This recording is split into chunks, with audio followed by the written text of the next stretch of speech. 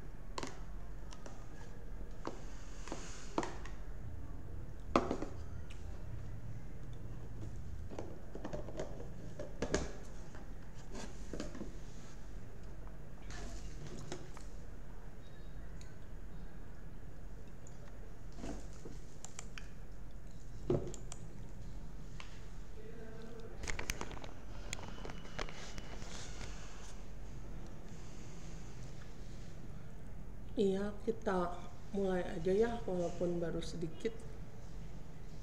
Ya, apa kabar semuanya? Sehat-sehat? Kedengaran nggak suara ibu? Baik Bu, alhamdulillah sehat. Oh, Kedengaran Bu. kedengaran ya. Ya, makasih ya, Ropi udah menjawab. Ntar ibu mulai aja ya. Kalian lagi nggak pada di masjid lah, lagi nggak pada sholat kan? Kalau misalnya sholat, ibu tunggu dulu. Bisi lagi sholat mah gitu. Sudah Bu, alhamdulillah barusan dari masjid. Oh, udah. Yang lainnya gimana? Kita berjamaah Bu. Oh, Tadi jadi imam. iya. Ibu gue belum sholat, baru makan. Ntar ya. Kita mana hukum bisnis teh? Ya, jadi banyak ya yang udah kita pelajari. Sekarang tinggal sedikit lagi. Ya, jadi tapi harus dipraktekin ini teh nanti.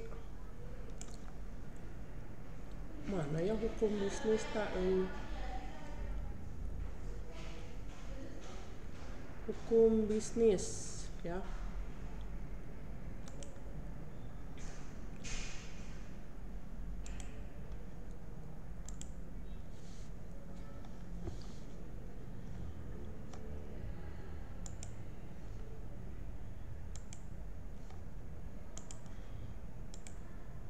Nah, kelihatan nggak layarnya?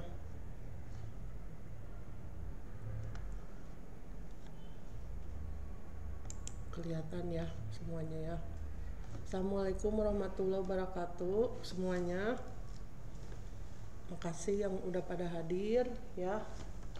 Nah, yang suka hadir nanti ibu tandain lah ya. Tapi jangan lupa video ibu juga di absen atau ya, masa ibu bikin video nggak di absen, nggak masuk ya. Jadi kesempatan ini kita akan berbicara tentang hukum bisnis ya.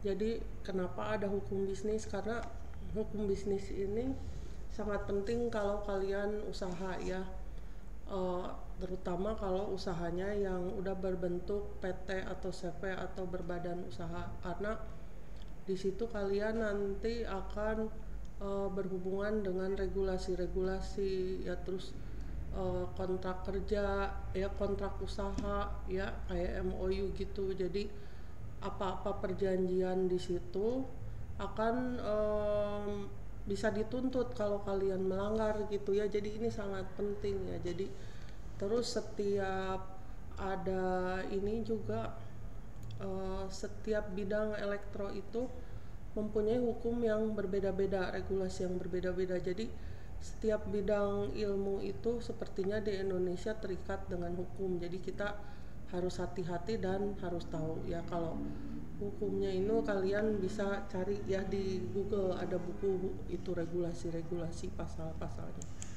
ya. Jadi di sini ya seperti udah dijelaskan, hukum ini memastikan kepastian hukum, keadilan dan perlindungan bagi pelaku usaha, konsumen, serta masyarakat.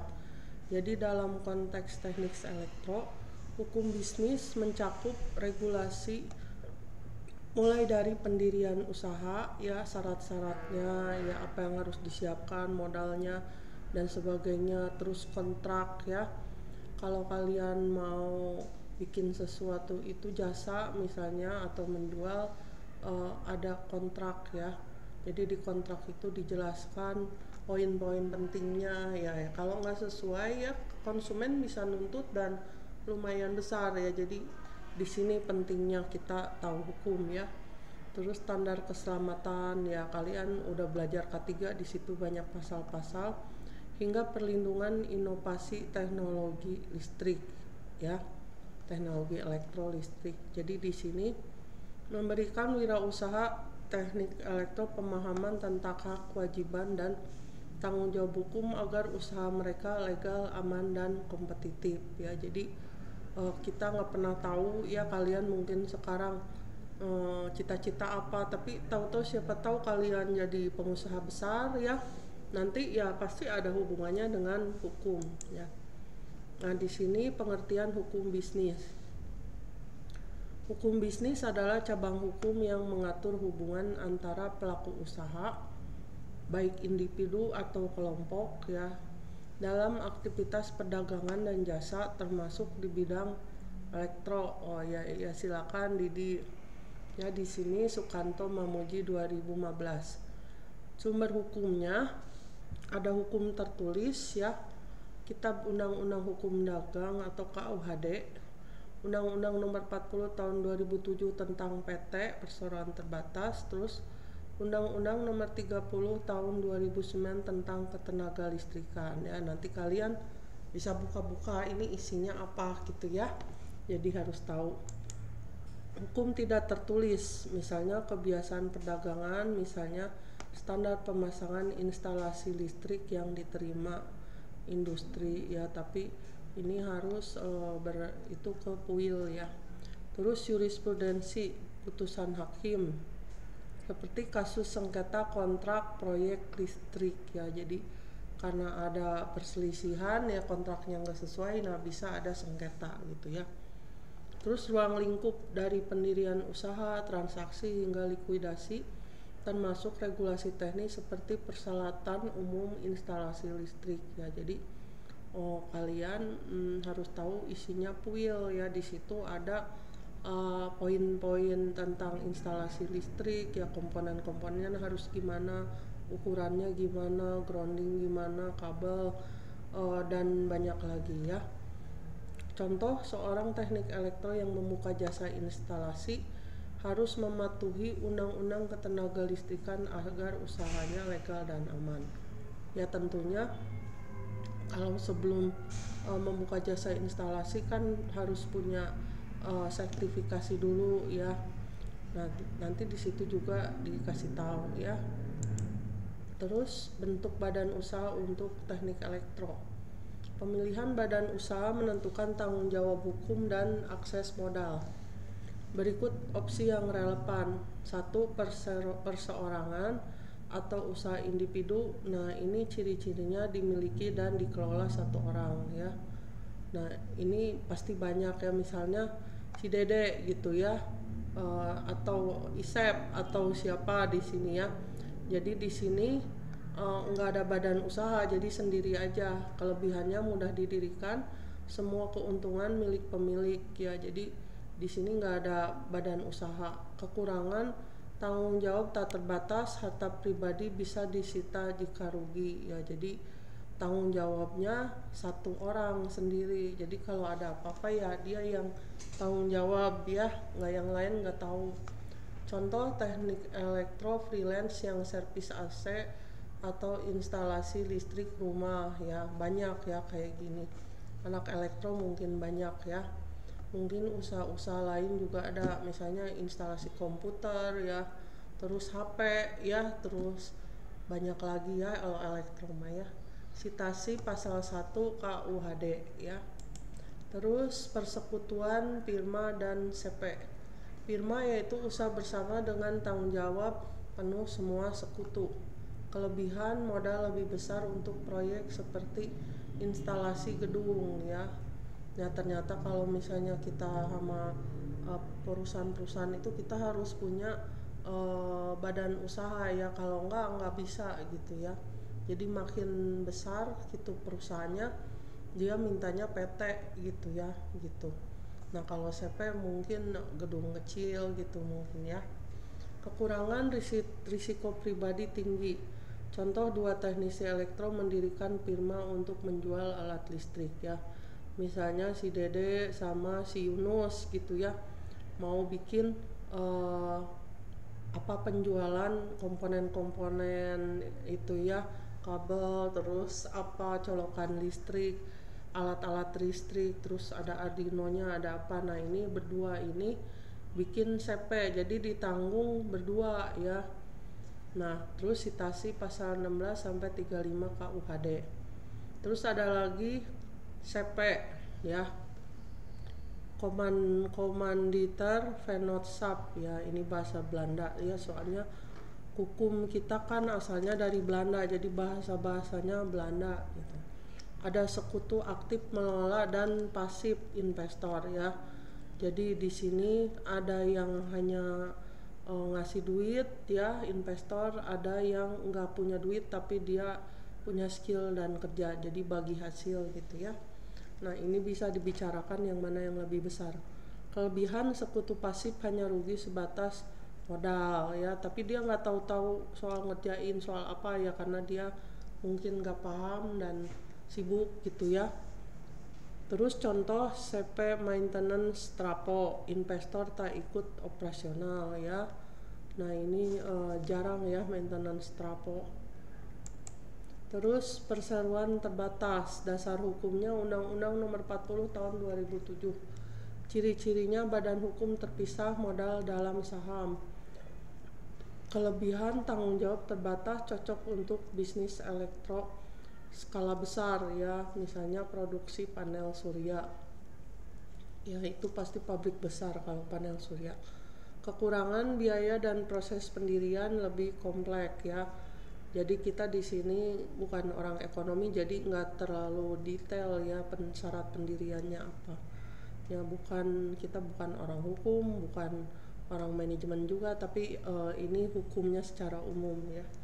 Contoh PT yang memproduksi kabel listrik SNI ya.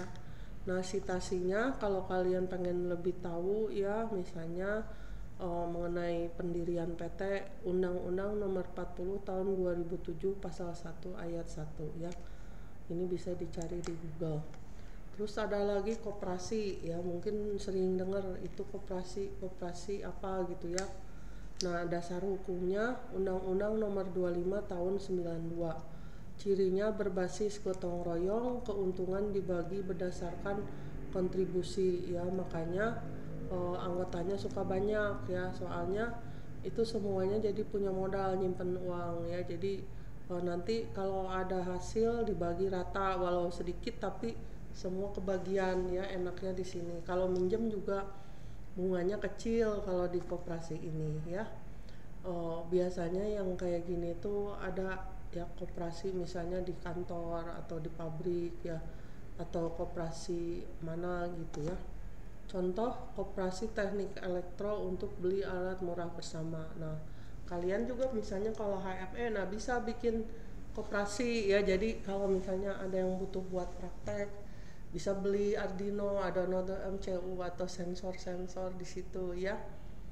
Atau butuh buat praktek apa ya gitu ya. Jadi sesuai keperluan. Citasi Undang-Undang Nomor 25 Tahun 92 Pasal 3. Nah, silakan kalian lihat di situ syarat pendiriannya gimana, pasal-pasalnya. Terus kontrak bisnis dalam teknik elektro ya. Jadi kontrak ini adalah tulang punggung transaksi bisnis ya.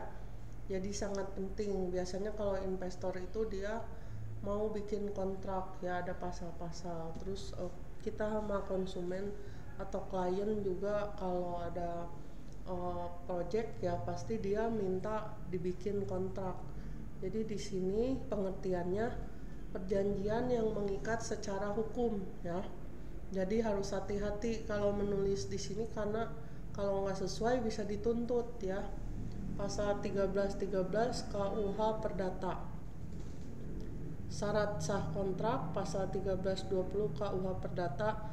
1. Kesepakatan bebas. 2. Kecakapan hukum dewasa dan waras.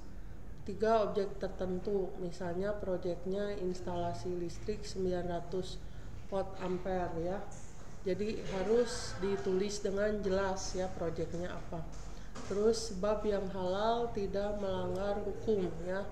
Jadi kalau syarat sahnya ini harus memenuhi semua ya. Kalau tidak waras misalnya ketahuan, nah ini enggak sah gitu ya. Terus jenis kontrak elektro misalnya jual beli, misalnya penjualan kabel listrik ke kontraktor ya contohnya. Terus misalnya jasa ya, misalnya pemasangan instalasi listrik di perumahan. Nah ya, nah ini berarti pasang instalasi listrik. Terus sewa, misalnya penyewaan genset untuk event ya, misalnya kalian mau bikin acara apa gitu ya, terus pakai genset. Nah ini harus pakai kontrak gitu ya. Nah wan prestasi ya, artinya gagal memenuhi janji, misalnya instalasi listrik tak selesai tepat waktu, bisa digugat ganti rugi ya. Misalnya janjinya 1 Juni ini beres, taunya sampai tanggal 7 nggak beres-beres ya. Nah ini bisa digugat ganti rugi ya, pasal 1243 KUH Perdata.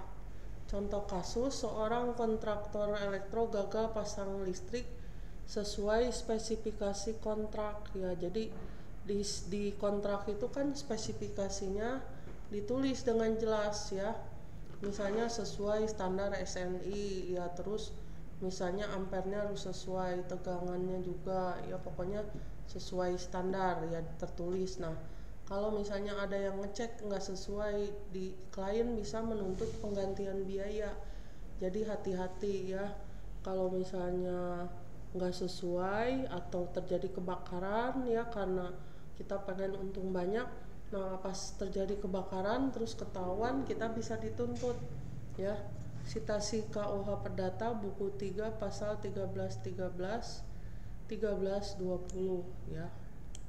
Nah terus hak kekayaan intelektual ya, HAKI, mungkin kalian sering dengar ya. Jadi HAKI ini untuk melindungi inovasi di bidang elektro ya. Jadi ini murah, haknya paling 200-an ya. Tapi kalau dijual tempat lain bisa 3,5, bisa 400 gitu ya. Tapi kalau kita daftar sendiri murah. Jadi hak cipta melindungi desain diagram kelistrikan ya misalnya. Terus dia bisa juga buat jurnal, buat buku ya. Terus buat hasil painting gitu, gambar dan banyak lagi ya. Hak cipta. Terus ada lagi merek, nama brand, alat elektro. Di sini Undang-Undang Nomor 20 Tahun 2016. Terus ada paten, teknologi baru ya. Jadi paten ini lebih tinggi daripada hak cipta ya. Jadi ini detail banget ya. Sampai misalnya paten tentang apa gitu. Gambarnya ada, misalnya codingnya, kalau pakai coding pakai komponennya apa, lebih detail dibanding hak cipta ya. Undang-Undang Nomor 13 Tahun 2016. Manfaatnya mencegah penjiplakan, meningkatkan daya saing. Nah biasanya yang punya paten ini barangnya itu bisa dijual lebih mahal ya, atau bisa dijual ke luar negeri atau dalam partai banyak, karena mendapatkan paten ini nggak mudah ya. Jadi paten ini melewati banyak tahap dan bisa jadi nggak lulus gitu ya. Jadi kalau yang udah bisa melewati sampai dapat paten berarti dia produknya teruji gitu ya.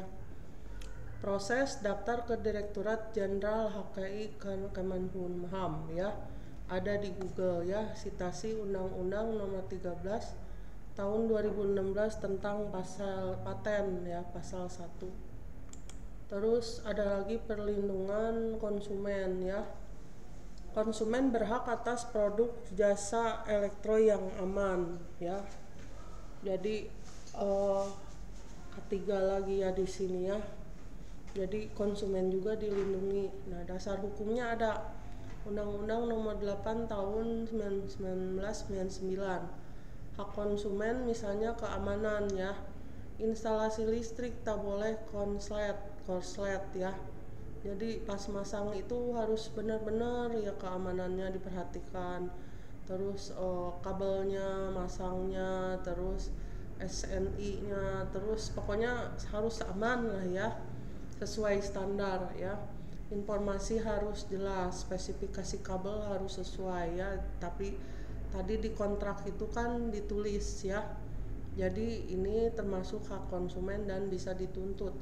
Terus kewajiban pengusaha, jaminan kualitas ya, produk harus SNI ya. Terus garansi, misalnya servis gratis 6 bulan ya. Jadi kalau ada apa-apa 6 bulan misalnya bisa servis gitu ya. Terus contoh, konsumen menuntut ganti rugi karena stop kontak cacat menyebabkan kebakaran. Nah ya ini bisa seperti ini ya, mungkin karena nggak diperiksa dulu ya stop kontaknya. Citasi Undang-Undang Nomor 8 Tahun 99 Pasal 4-7. Terus ini kewirausahaan teknik elektro, hukum dan praktek ya. Bidang elektro menawarkan peluang yang besar ya, sangat besar ya. Makanya kalian beruntung ada di bidang elektro, tapi juga memerlukan aturan yang ketat ya. Jadi ini Sukabumi ini, yang main di Sukabumi bukan orang Sukabumi ya kelistrikannya ya. Kebanyakan orang-orang dari luar daerah, misalnya dari Bandung, dari Bogor, dari Jakarta yang di Sukabumi ini. Orang Sukabuminya juga yang bermain di listrik jarang ya. Makanya kalau nyari misalnya MEP atau nyari yang punya sertifikasi apa biasanya jarang gitu ya. Jadi kalau kalian punya sertifikasi di Sukabumi pasti kepake ya, bisa bikin usaha. Peluang bisnis elektro ya, misalnya jasa instalasi listrik ya, bisa di rumah ya, bisa di pabrik ya. Tentu kalau di pabrik persyaratan sertifikasinya lebih tinggi dan skillnya juga lebih mantap ya. Ya mungkin yang anak-anak yang dari SMK lebih tahu ya. produksi komponen ya, kabel, saklar, panel ya, mungkin ini mah udah tingkat tinggi ya. Inovasi teknologi ya, inovasi teknologi misalnya bikin alat gitu ya, misalnya smart meter, terus panel surya misalnya yang kecil-kecilan, terus audit dan perawatan listrik ya, kelistrikan gitu ya. Jadi di sini sangat dibutuhkan ya, tapi pemainnya jarang gitu ya, makanya di mana-mana kan, di kampung-kampung misalnya ada juga yang misalnya buat di perumahan ya, pasti ada aja yang rusakan ya, maintenance gitu. Terus regulasi khusus Undang-Undang Nomor 30 Tahun 2009 tentang ketenaga listrikan. Pasal 44 wajib izin usaha ketenaga listrikan IUJK untuk proyek besar ya. Jadi kalau kalian mau proyek besar misalnya berhubungan dengan Pemda misalnya, atau misalnya gedung-gedung tinggi gitu ya, instalasi, nah itu harus punya wajib izin usaha ketenaga listrikan ya. Terus pasal 54 standar keselamatan wajib dipenuhi ya. Jadi K3-nya kalau instalasi listrik mungkin K3 listrik ya, sebelumnya harus K3 umum dulu ya. Jadi harus tahu keselamatan kerja ya. Nah kalau ibu kan nggak ikut K3 listrik ya, jadi ibu nggak tahu detailnya gimana. Jadi kalau misalnya mau itu ya nanti kalau lulus kalian ikut K3 umum terus K3 listrik ya. Emang mahal, tapi kalau kalian punya K3 listrik ya kan itu dikasih praktek juga ya, praktek apa ya, jadi kalian tahu lah ya, bukan cuma teori doang. Insya Allah nggak susah ya kerja kalau punya K3 listrik, bahkan bisa masuk ke perusahaan asing atau keluar daerah gitu ya. Nah itu gajinya gede ya, bisa di atas 10 ya. PUIL 2011, jadi aturan teknis instalasi listrik, misalnya grounding wajib ada ya, atau standar kabel ya, standar apa, ukurannya semua ada ya, bukunya tuh tebel ya. SNI ya, jadi standar nasional Indonesia ya.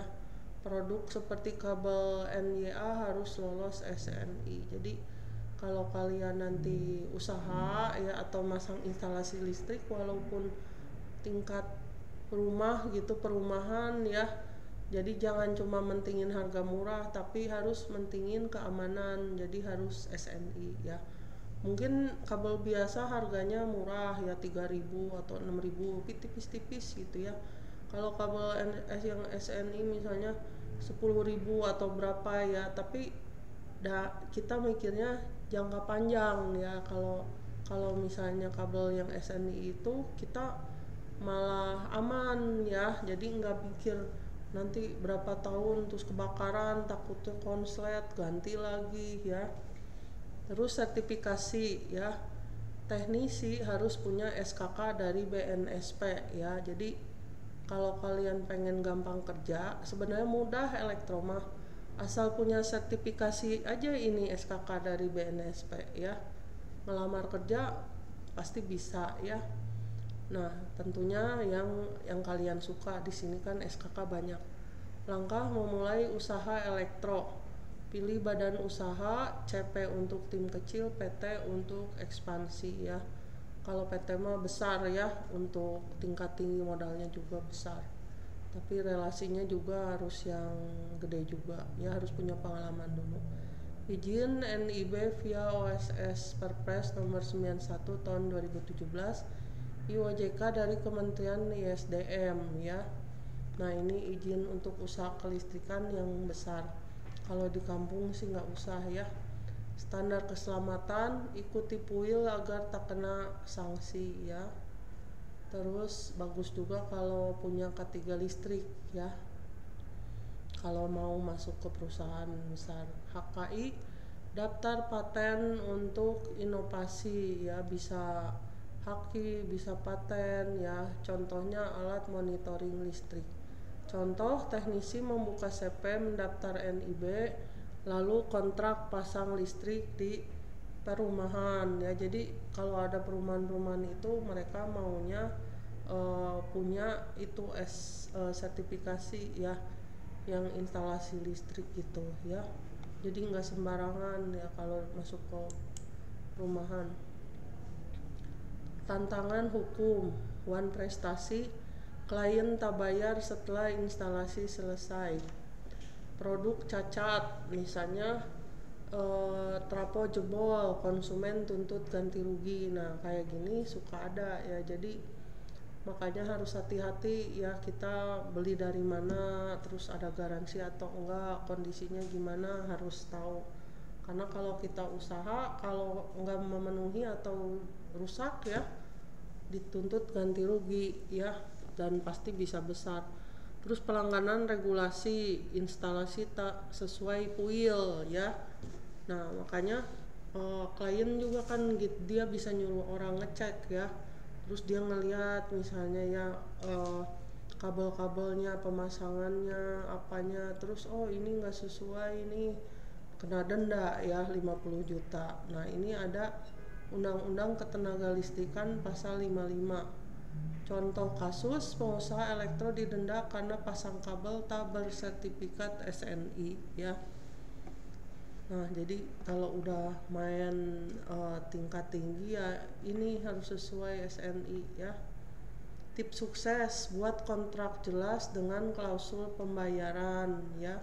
Jadi kalau misalnya buat kontrak harus jelas ya, poin-poinnya ya, seperti komponennya apa, spesifikasi apa, standarnya apa, terus pembayarannya misalnya di awal berapa, di tengah-tengah berapa, terus kalau udah selesai harus lunas ya. Jangan sampai ini selesai tapi nggak lunas, kalian yang bermasalah nanti ya, susah nagih. Terus pastikan produk atau jasa sesuai SNI dan PUIL ya. Jadi baca ya itunya ya di PUIL. Terus lindungi inovasi dengan haki, beri garansi untuk bangun kepercayaan ya. Terus penyelesaian sengketa bisnis. Sengketa bisa terjadi dalam bisnis teknik elektro. Misalnya jalur non litigasi, mediasi damai secara informal, arbitrasi via BANI ya, Badan Arbitrasi Nasional Indonesia ya. Contoh, sengketa pembayaran proyek listrik diselesaikan di BANI ya. Nah jadi sebelum terjadi kayak gini ya mendingan kita dari awalnya baik-baik gitu ya. Nah di sini kalau mediasi enak ya, bisa damai secara informal ya. Tapi kalau udah terjadi perselisihan bisa pakai BANI itu. Terus jalur litigasi, pengadilan niaga untuk kasus besar ya. Jadi bisa masuk ke pengadilan. Citasi Undang-Undang Nomor 30 Tahun 99 tentang arbitrase pasal 1 ya. Jadi harus hati-hati. Nah ini mudah-mudahan kalau kalian bikin usaha nggak ada sengketa ya. Jadi kesimpulan di sini, hukum bisnis untuk kewirausahaan teknik elektro memberikan landasan agar usaha berjalan legal, aman dan menguntungkan dengan memahami badan usaha, kontrak, haki, perlindungan konsumen, serta regulasi khusus seperti Undang-Undang Ketenagalistrikan dan PUIL. Wirausaha di bidang teknik elektro bisa menghindari resiko hukum sambil memanfaatkan peluang. Penting untuk selalu patuh pada standar teknis dan hukum agar bisnis berkelanjutan ya. Nah ini referensinya ya, mohon maaf ya sekarang jadi banyak regulasi, tapi ini ya emang semuanya ada hubungannya dengan regulasi supaya aman, terus kalian juga nggak dirugikan gitu ya, kedua pihak nggak dirugikan ya. Ya siapa aja di sini teh, Agung, Alpat, Dandi nih. Abis ini nanti kita masih ada satu bahasan lagi ya, sebentar aja ya mungkin ya. Eh, ada yang mau cerita nggak atau ada yang mau bertanya?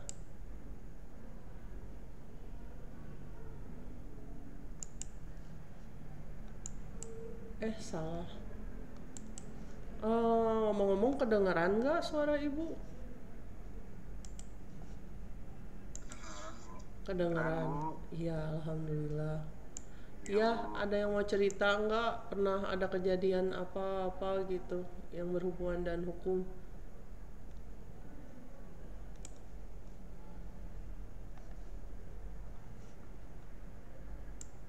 Nggak ada.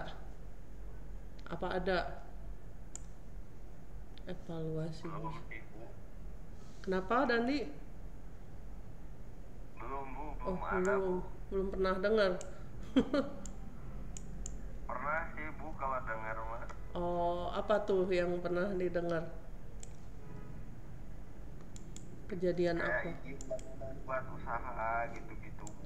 Hmm, usaha apa? Elektro? Bukan. Bukan Bu, biasa lah di masyarakat Bu. Ada kebakaran nggak gara-gara listrik? Enggak Bu, jarang Bu. Jarang ya. Berarti udah pada bener ya kalau jarang mah. Alhamdulillah kalau gitu mah, kan kadang-kadang ada aja kebakaran teh di pasar biasanya mah ya. Kalau enggak di restoran, kalau enggak di mall ya. Itu teh kalau ada kebakaran teh ntar yang disalahin listrik.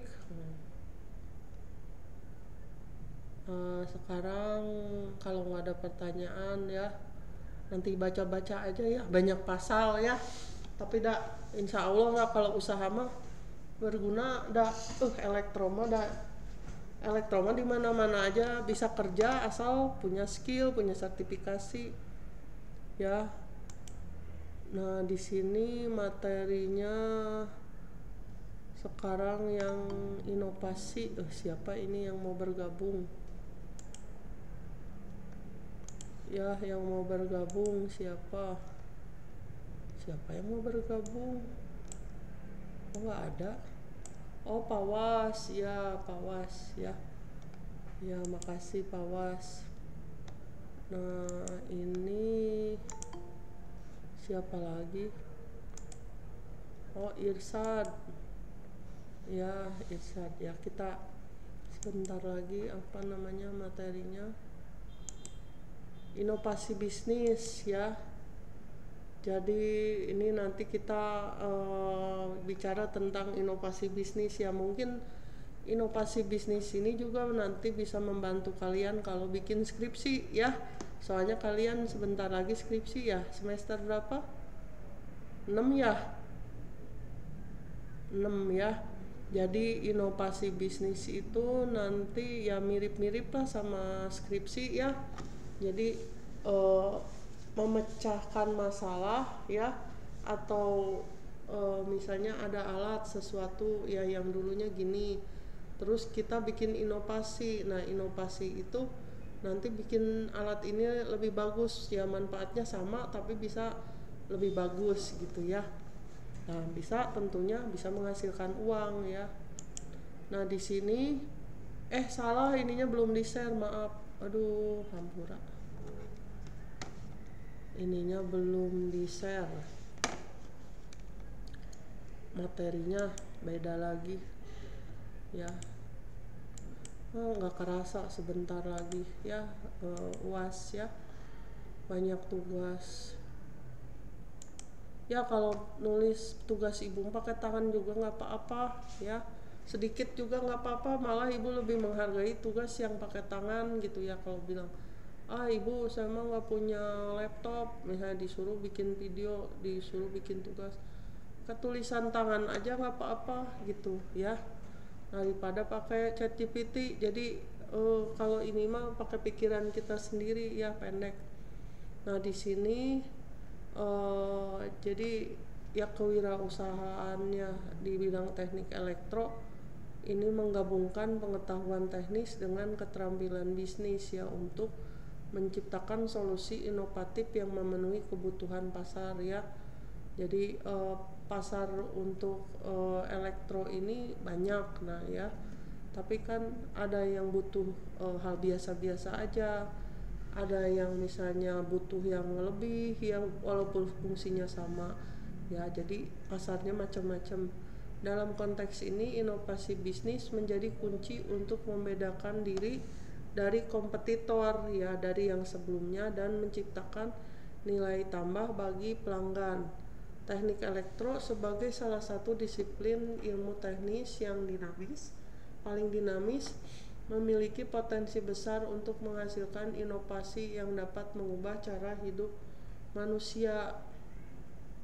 Nah, di sini tujuan pembelajaran memahami konsep dasar inovasi bisnis ya.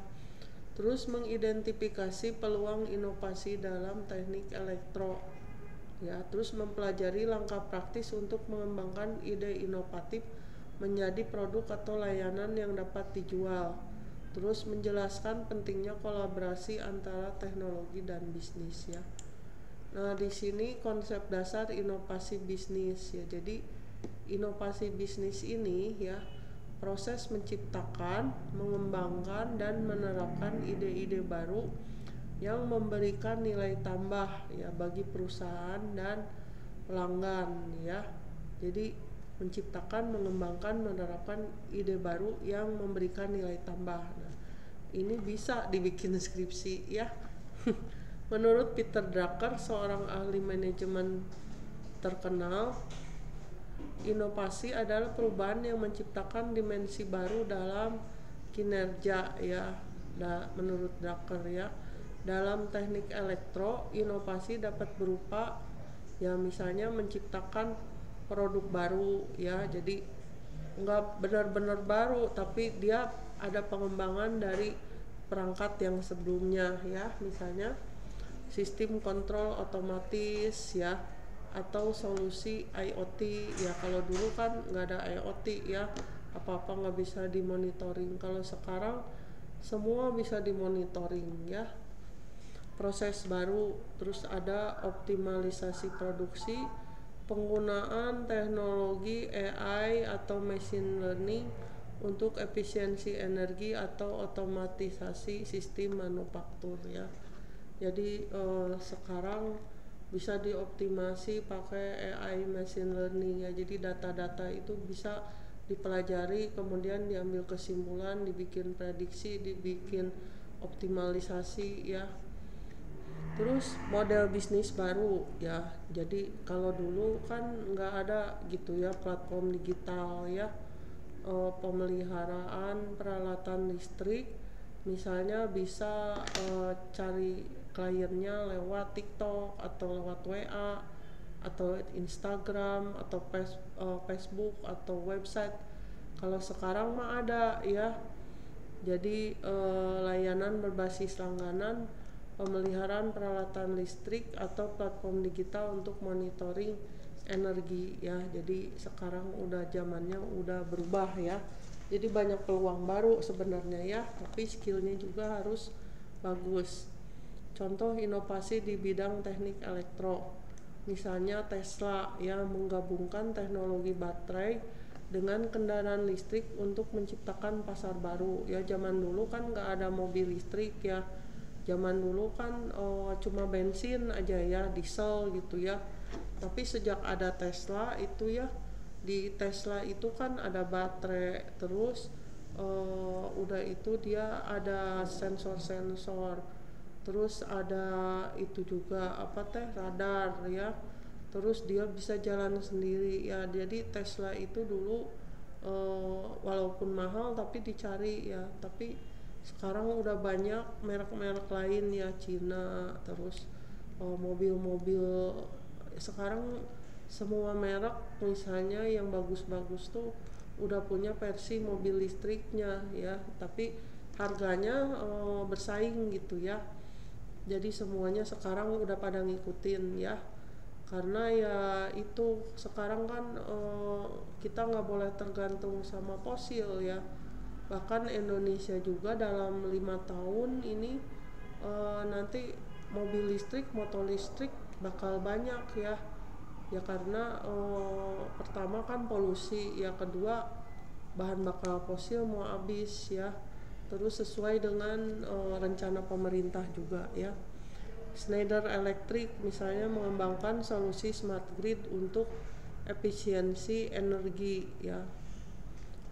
Ya ini produknya menyesuaikan juga dan perkembangan zaman ya, jadi bisa dimonitoring gitu ya, dan bisa kalau smart grid itu bisa dialihkan, misalnya yang ini kurang, ini ada, misalnya dari energi terbarukan masuk, nah bisa saling mengisi gitu. Terus Philips Hue ya, sistem pencahayaan pintar yang terhubung ke internet ya, jadi kayak smart home gitu ya. Nah, menurut Tid and Besan, inovasi tidak hanya berkaitan dengan produk baru tapi juga melibatkan perbaikan dalam proses, model bisnis, dan cara perusahaan berinteraksi dengan pelanggan ya.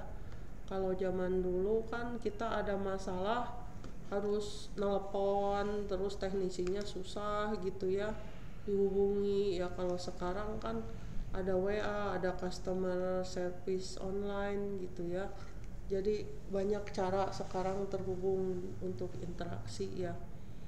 Nah, mana ya tadi? Nah, ini contohnya Tesla ya. Kalau sekarang udah Tesla versi berapa gitu ya, udah bisa jalan sendiri sepenuhnya. Ini peluangnya ya. Kita dari kemarin-kemarin udah ngomong, udah diulang-ulang ya, mudah-mudahan kalian jadi hafal dan kalian harus bangga jadi orang elektro ya. Teknik elektro memiliki peluang inovasi karena berkaitan erat dengan perkembangan teknologi modern. Ya, di sini ada beberapa area yang menjanjikan ya, seperti energi terbarukan ya. Energi terbarukan adalah salah satu bidang yang paling berkembang pesat ya. Jadi seluruh dunia tuh sekarang udah beralih ke energi terbarukan ya. Mungkin salah satunya tadi udah disebut, yaitu karena pemanasan global ya, terus fosil habis, terus kan energi terbarukan itu pertamanya aja ya, tapi terus kan misalnya enak gitu ya, jadi jalan sendiri tinggal memanfaatkan energi terbarukan. Kalau kayak batu bara gitu fosil kan, bensin kan harus diisi lagi gitu ya. Ya cuma modal awalnya aja energi terbarukan itu. Jadi sekarang tahun 2022, sekarang udah 2025 ya, lebih dari 70% kapasitas pembangkit listrik baru dunia berasal dari sumber energi terbarukan ya. Jadi seperti di Indonesia juga sekarang udah nggak ada pembukaan PLTU lagi ya. Jadi PLTU tuh mau ditutup, nanti diganti energi terbarukan. Jadi tapi pelan-pelan gitu ya. Kayak kemarin kan ke Cirata, kalian tahu ya rencana kedepannya mau dikembangkan jadi berapa ya, nanti bakal lebih banyak lagi ya. Terus pengembangan panel surya yang lebih efisien. Penelitian terbaru fokus pada penggunaan material perovskite untuk meningkatkan efisiensi sel surya. Terus sistem penyimpanan energi baterai ya. Tesla Powerwall contoh sukses dalam menyediakan solusi penyimpanan energi untuk rumah tangga ya. Nah, jadi baterai ini sangat penting ya, karena berhubungan dengan solar panel ya, atau misalnya kayak di mobil juga, mobil listrik atau motor listrik, sepeda listrik ya. Nah, di sini ya makin lama makin murah ya, solar panel juga sama, makin lama makin murah. Kemarin waktu di Cirata kan dijelaskan ya, 700 WP apa ya, harganya cuma 1,7 juta ya. Jadi lama-lama semua makin murah, terus kita bisa pakai solar panel, terus disimpan di baterai ya, terus jadi on grid gitu. Tapi masalahnya sekarang tinggal regulasi ya. Terus smart grid, sistem distribusi energi cerdas yang dapat mengoptimalkan penggunaan energi secara real time ya. Nah, jadi semuanya jadi smart gitu ya. Jadi ini pakai IoT ya. Nah, di sini IoT ya, eh, IoT itu jaringan perangkat yang saling terhubung melalui internet ya.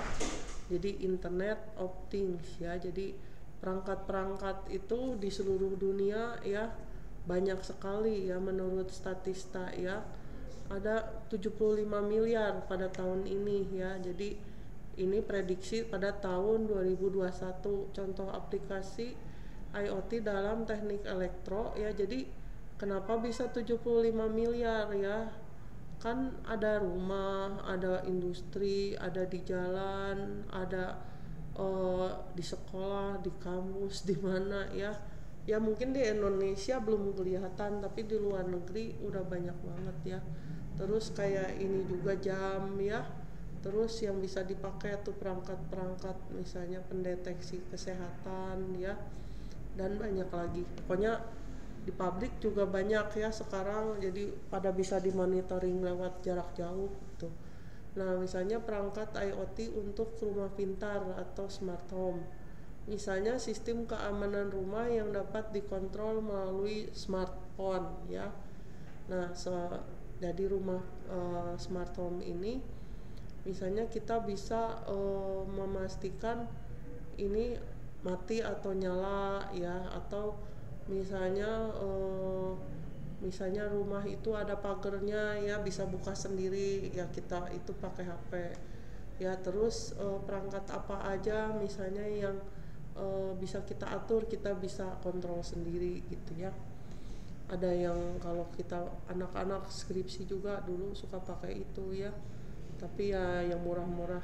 Terus sensor industri untuk pemantauan real time ya. Jadi di industri juga anak-anak karyawan banyak yang bikin ya, digunakan untuk memantau kondisi mesin dan mencegah kerusakan ya.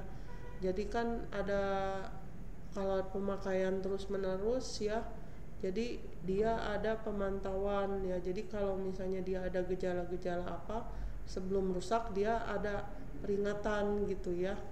Jadi nanti bisa dikondisikan sebelum rusak. Solusi IoT untuk pertanian presisi atau smart farming ya. Jadi misalnya sensor tanah dan cuaca membantu petani mengoptimalkan penggunaan air dan pupuk ya. Jadi ini juga sekarang udah banyak dipakai ya. Jadi ada yang pakai drone ya untuk menebarkan benih untuk nyiram ya. Ada yang pakai irigasi ya, pakai sensor ya. Ada pokoknya sangat bermanfaat ya. Banyak lagi ya, kita mungkin bisa lihat di YouTube ya. Terus otomasi dan robotika ya, di sini bidang yang terus berkembang terutama dalam industri manufaktur dan logistik ya. Nah, contohnya robot industri untuk meningkatkan produktivitas. Robot lengan mekanis digunakan untuk tugas berulang-ulang seperti pengelasan dan pengecatan ya. Jadi kalau di industri itu kan mungkin udah banyaknya robot ya, misalnya di pabrik mobil gitu ya. Terus sistem kontrol otomatis untuk kendaraan otonom. Teknologi ini menggunakan sensor dan algoritma AI untuk navigasi. Ya, jadi di sini mobil yang jalan sendiri ini menggunakan AI dan sensor-sensor ya. Jadi dia bisa jalan sendiri walau nggak ada supir ya. Jadi dia punya GPS, dia punya kontrol, punya map sendiri ya. Jadi dia bisa memutuskan mau kemana arahnya supaya nggak macet gitu ya. Terus drone untuk inspeksi infrastruktur. Drone digunakan untuk memeriksa jaringan listrik dan pipa gas tanpa risiko keselamatan manusia ya. Jadi kalau misalnya manusia kan di daerah berbahaya itu riskan ya, karena manusia itu lemah ya, tapi kalau drone kan kuat gitu ya. Nah, di sini contohnya robot industri ya. Nah, ini seperti di pabrik misalnya ya, jadi besar-besar tapi dia kuat gitu ya. Nah, terus ada lagi teknologi 5G ya dan komunikasi ya. Di sini teknologi 5G menawarkan kecepatan data yang jauh lebih tinggi dibandingkan generasi sebelumnya. Aplikasi teknologi 5G meliputi telemedis ya, jadi operasi jarak jauh dengan bantuan robot yang dikendalikan melalui jaringan 5G ya. Jadi kalau nggak 5G dia latensinya tinggi ya, jadi nanti malah jadi motong apa gitu ya. Jadi yang satu misalnya tangan robot, yang satu manusia yang ngendaliinnya ya, jadi bisa jarak jauh. Tapi syaratnya harus pakai 5G ya. Terus gaming cloud ya, game berat dapat dijalankan di server cloud dan diakses melalui perangkat mobile. Nah ya ini mah kalian ya suka main game ya. Solusi jaringan komunikasi untuk daerah terpencil. Di sini teknologi satelit dan 5G dapat digunakan menyediakan akses di daerah pedesaan ya. Jadi kalau ada yang nggak ada internet, nggak ada apa tapi jauh, bisa sekarang mah pakai yang Elon Musk itu ya, Starlink ya. Bisa di laut ya, bisa di pegunungan, bisa di kapal, bisa di pesawat juga bisa ya satelit itu. Nah ini gambarannya ya. Nah di sini AI dan machine learning ya. Jadi di sini semakin penting dalam teknik elektro. Contohnya sistem prediktif untuk pemeliharaan peralatan ya. Nah itu seperti yang tadi ya di pabrik gitu ya. Jadi sensor itu dipasang ya. Misalnya dia parameternya apa aja gitu ya. Jadi nanti dia bisa memprediksi kapan mesin rusak sehingga kita harus memperbaiki atau pemeliharaan ya sebelum rusak gitu ya atau aus. Terus optimasi konsumsi energi menggunakan AI. Sistem AI dapat mempelajari pola konsumsi energi dan menyesuaikan penggunaan untuk efisiensi maksimal ya. Ya jadi konsumsi energinya misalnya malam dia kurang ya, kalau di rumah ya kan pada tidur ya, tapi kalau di industri kan dia siang malam pagi jalan terus ya. Jadi AI bisa mempelajari pola konsumsi energi ya, jadi antara kantor, rumah dan pabrik ya, itu mall juga ya beda-beda ya. Jadi efisiensinya bisa dia pelajari. Terus pengembangan algoritma untuk pengolahan data sensor. Algoritma ini digunakan menganalisis data dari sensor IoT dan memberikan wawasan yang berguna ya. Jadi sensor-sensor itu kan pada nyambung ya, nanti kita analisis datanya gitu ya. Bisa jadi itu bisa dipelajari, dianalisis ya.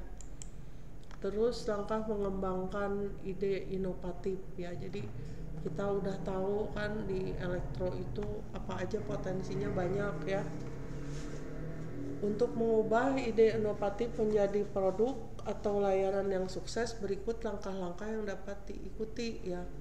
Satu yaitu ya identifikasi masalah ya. Jadi langkah pertama kita mencari masalah yang belum terpecahkan ya, jadi gitu kayak pendahuluan gitu ya kalau kita nulis penelitian. Jadi gini dari secara umum dulu, gini ya, terus udah itu kalau begini ada masalah ini. Nah terus kita sambungin misalnya cara meningkatkan efisiensi energi di gedung perkantoran ya.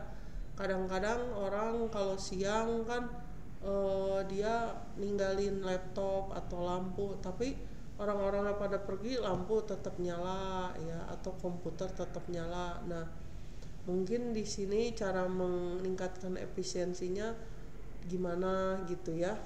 Inovasi seringkali dimulai dengan memahami kebutuhan pelanggan yang tidak terpenuhi ya. Jadi dari masalah-masalah itu kita jadi bisa belajar ya yang apa aja gitu ya. Nah caranya ya kalian harus banyak ini ya, banyak melihat-lihat gitu, brainstorming ide. Setelah masalah diidentifikasi, Neng, iya mangga. Ya maaf ya ibu sambil ini. Setelah masalah diidentifikasi, langkah berikutnya adalah brainstorming ide ya. Gunakan metode seperti mind mapping atau design thinking ya. Tim lintas disiplin sangat penting dalam tahap ini karena kombinasi perspektif teknis dan bisnis dapat menghasilkan ide yang lebih kuat ya. Jadi mind mapping ini bisa berkembang gitu ya. Kalian tahu kan mind map itu ya, misalnya kita mikirin apa gitu ya, kita tulis ya, terus udah itu dia nyambung ke apa ya, misalnya kalian bikin skripsi ya, ide-ide skripsi. Nah ini berhubungan dengan apa-apa, ini jadi bisa berkembang ya. Misalnya kalau kalian misalnya elektro nggak bisa coding atau nggak bisa desain, nah itu kolaborasi dengan prodi lain gitu ya. Jadi kita itu apa, brainstorming lah, ngobrol-ngobrol ya. Jadi ide-ide yang banyak itu kita kembangkan. Terus uji kelayakan, lakukan analisa SWOT ya, yang kemarin-kemarin kita udah belajar ya, untuk mengevaluasi kelayakan ide. Pertimbangkan faktor seperti kebutuhan teknologi, biaya, dan waktu pengembangan ya. Ya jadi kelebihannya apa, kekuatannya, terus kelemahannya, peluangnya, dan ancamannya, gabungin ya. Terus prototipe dan pengujian, buat prototipe awal ya untuk menguji konsep. Prototipe ini dapat berupa model fisik atau simulasi digital.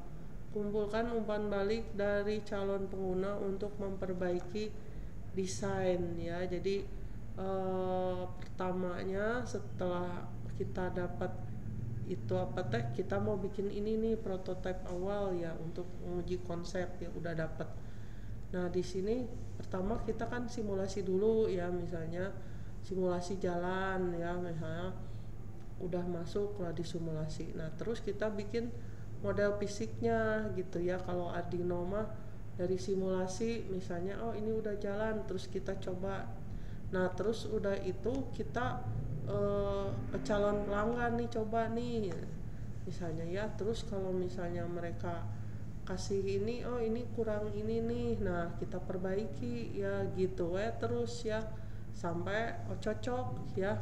Jadi belum tentu satu kali prototipe itu udah bagus ya, nanti kita harus nunggu masukan ya, karena kan yang bakal beli barang kita tuh pelanggan ya, bukan kita sendiri ya. Kalau buat kita sendiri ya bebas ya, mau produknya kayak apa ya kita aja. Kalau pelanggan kadang-kadang pengennya oh ini kurang itu, jadi lebih apa ya, lebih objektif gitu ya.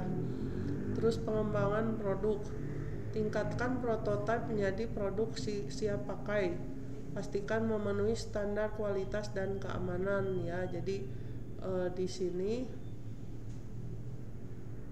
kalau itu sesuai standar ya di setiap negara ya. Jadi memenuhi standar apa gitu ya. Terus pemasaran dan penjualan ya, bangun strategi pemasaran yang efektif. Syukur-syukur kita udah punya kalau kita udah punya langganan ya, atau relasi yang udah suka sama produk kita gitu ya. Makanya harus baik-baik hubungannya sama pelanggan. Siapa tahu dia nyebarin lagi ke teman-teman lainnya ya. Atau kita gunakan juga platform digital ya, seperti medsos, marketplace untuk menjangkau pelanggan ya. Jadi menurut Kotler dan Keller, pemasaran modern harus fokus pada siapa nih? Randi kemana aja Randi? Sehat Randi? Ya, udah banyak nih ya. Baik, Iya, sehat-sehat ya. iya. Mana ya ini, nah ini ya. Ya gitu. Jadi pemasaran modern harus fokus pada pengalaman pelanggan dan nilai tambah ya. Jadi kalau dulu-dulu kayak gini sebelum sekarang ya, zaman jadul dulu nggak modern ya, jadi barang-barang tuh cuma satu macam aja, kayak sabun misalnya ya, ini mah bukan elektro ya, sabun paling juga cuma berapa merek ya, nggak kayak sekarang ya. Sekarang mah, dulu mah kalau nggak salah sabun teh Rinso ya, terus sabun sabun juga misalnya kalau sabun mandi Lux atau Lifebuoy ya. Sekarang mah banyak ya, mulai dari murah sampai mahal, jadi sekarang mah udah modern ya. Jadi pengalaman pelanggan itu mereka bisa ngomong di medsos, misalnya produk ini bagus, dan bisa sebaliknya, bisa menjelek-jelekan kalau misalnya produk kita jelek gitu ya. Jadi usahakan hubungan baik dengan pelanggan, jadi mereka ngomong ke kita dulu kalau ada apa-apa, terus kita perbaiki ya. Terus jadi kalau misalnya mereka puas ya, mereka bakal nyebarin. Tapi jangan sampai produk kita dibilang jelek gitu ya. Terus kolaborasi antara teknologi dan bisnis. Keberhasilan inovasi bisnis di bidang teknik elektro sangat bergantung pada kolaborasi antara teknologi dan bisnis. Di sini ada beberapa hal yang perlu diperhatikan ya. Tim lintas disiplin, jadi libatkan insinyur, desain produk, ahli pemasaran, dan profesional keuangan dalam tim pengembangan ya. Jadi kita mungkin nggak bisa bagus dalam semua hal gitu ya. Mungkin si Dede misalnya atau si Yunus, Rodi pintar di elektro ya, tapi kalau soal keuangan mungkin ada misalnya yang cari tim lain ya, anak akuntansi atau anak manajemen jadi bagian keuangan. Terus misalnya ada bagian desain produk anak DKP, terus yang bagian coding misalnya anak TI ya, jadi bisa kolaborasi ya. Jadi ya sama jadi kita memastikan bahwa produk tidak hanya inovatif secara teknis tapi juga relevan secara bisnis ya.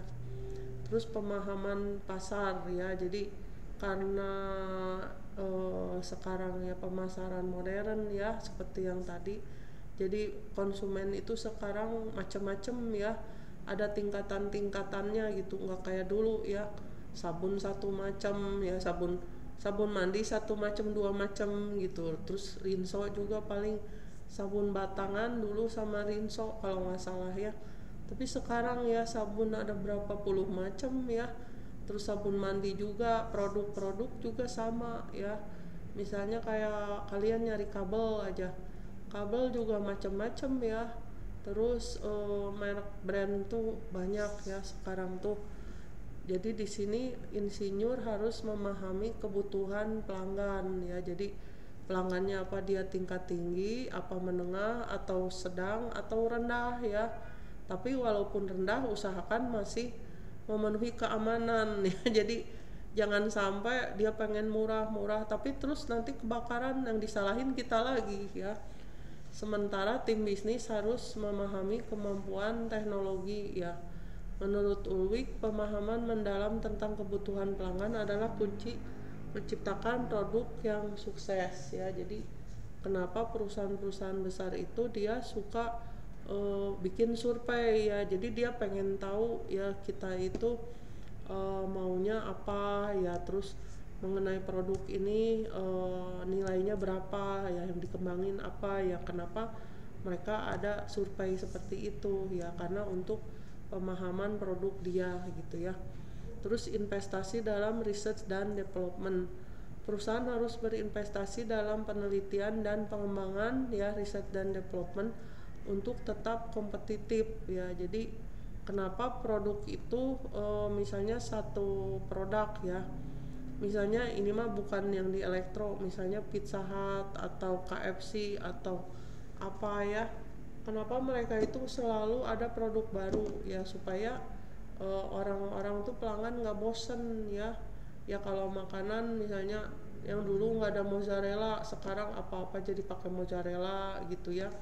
Terus yang dulu mah misalnya pizza biasa aja orang udah laku ke Pizza Hut, sekarang Pizza Hut ada saingannya ya, Domino, belum pizza-pizza yang di pinggir jalan gitu ya, yang murah-murah ya. Jadi ada pengembangan ya, jadi untuk kompetitif dan dilirik sama konsumen harus ada pengembangan.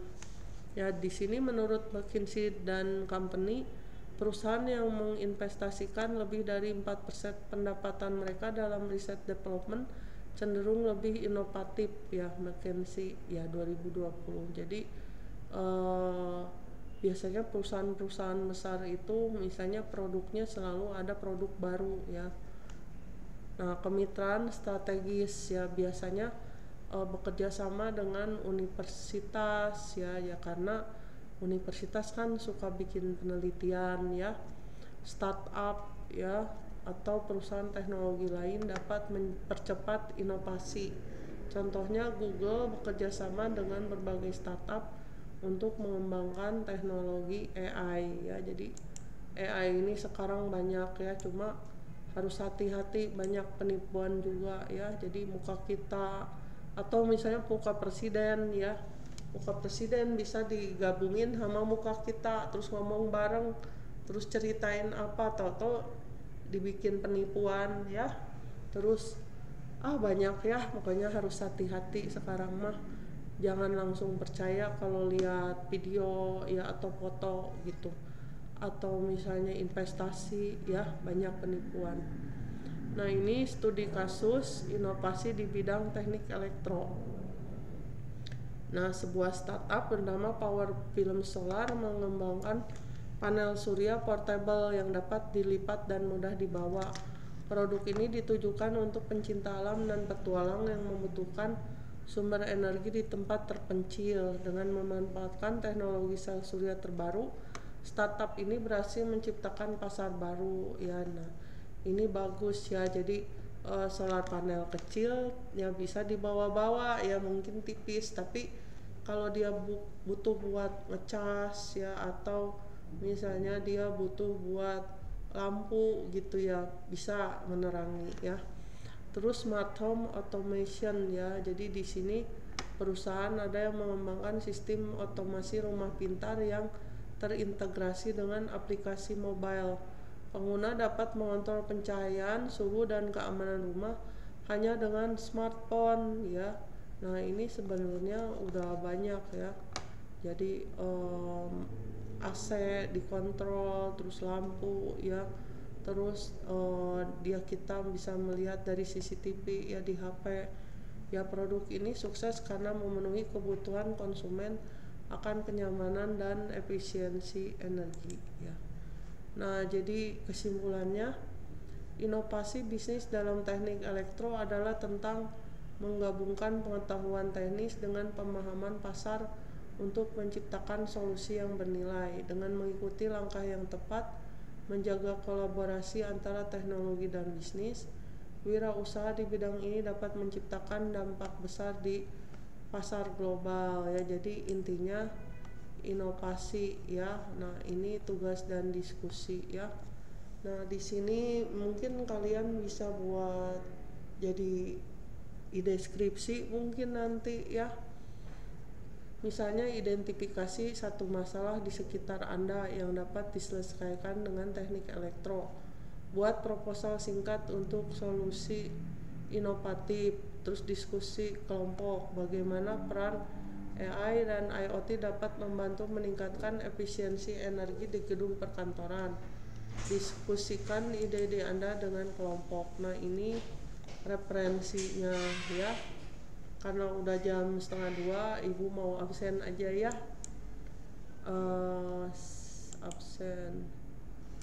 Absennya Abjal ada nggak, Abjal?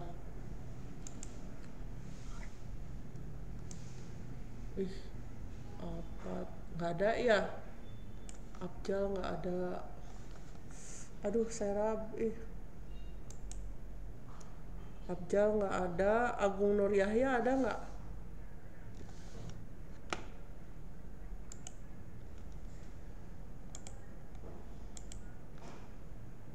Nggak ada ya?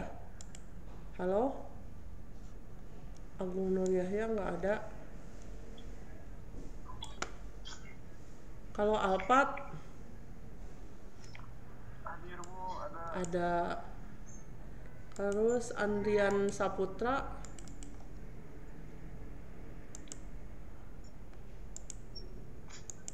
nggak ada ya.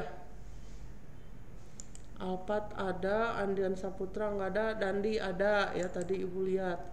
Dede ada, Dede Nanda. Tadi ibu lihat ada ya. Depa ada nggak? Nggak. Didi ada. Ada ya Didi ya.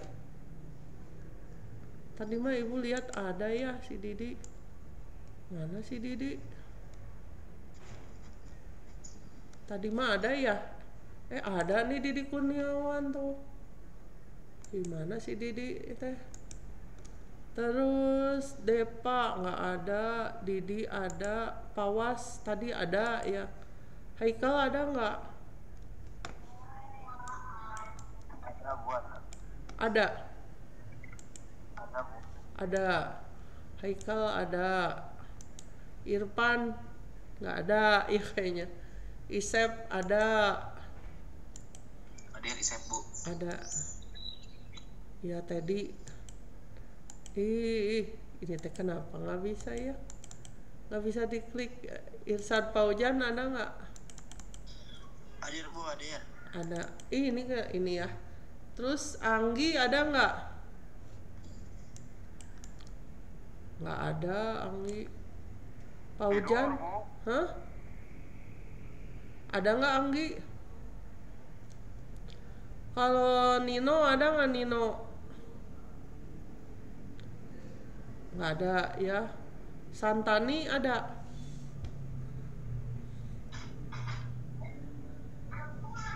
Nggak ada ya. Ada apa enggak sih? Muhammad Paujan Hadir Bu. ada. Hadir. Aldima nggak ada ya. Lutfi ada ya? Nggak ada ya. Ada Lutfi Asidik ada. Ilham nggak ada. Muhammad Rio ada. Si Rodi ada ya, ibu kelihatan si Rodi. Ropi ada. Wildan ada, Wildan. Ada nggak Wildan? Neprit tadi ada. Rian ada, Rian. Ada Bu, Rian ada. Rian ada. Rian Hidayat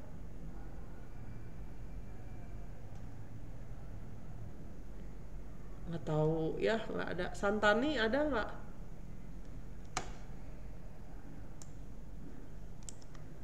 Nggak ada ya si Santani ya. Tadi lihat ada nggak ya si Santani teh?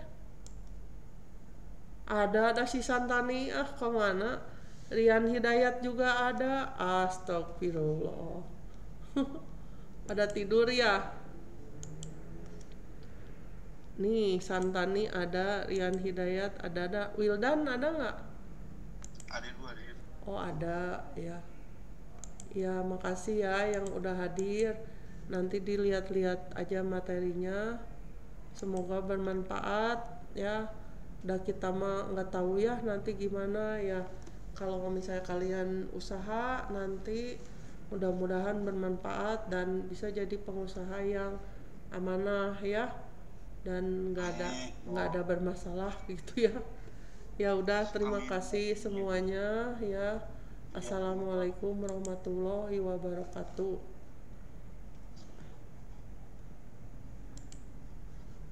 Bentar, mau di ini dulu, mau di screenshot. Udah pada pergi ya.